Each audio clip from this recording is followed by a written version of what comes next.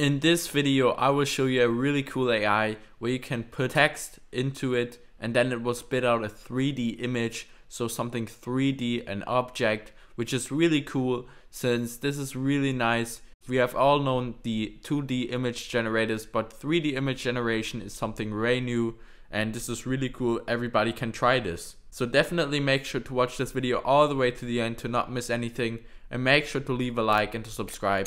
But now let's get right into this.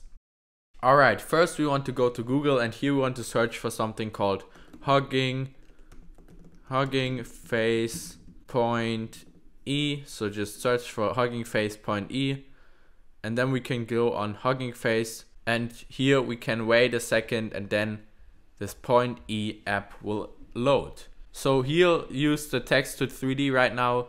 So what we can do is here input a prompt and then it will give us a model. So let's just think of something right now. I will run this now. Or let's just try with small cube, since it obviously takes a lot of time to run this other thing. So let's just run that now. It sometimes has a connection error, but what you can create with this is basically all of these models. So for example, a little chair or a little dog right here, or even a plant. You can also create a lot of other different things such as a pumpkin or just some cubes. So a lot of different things you can do with this. This is really cool. You can also create like this, a little duck and then a little thing. So this is great to create different things.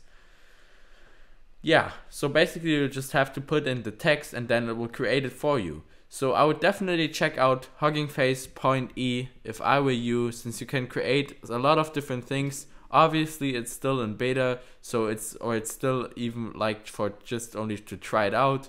So I would definitely try it out though if I were you, since this is really cool, the first 3D image generator. And yeah, then you can create yourself some nice models, even if it sometimes doesn't work because of errors. So if you liked the video, definitely make sure to leave a like and to subscribe, and I will see you guys in the next one. Bye.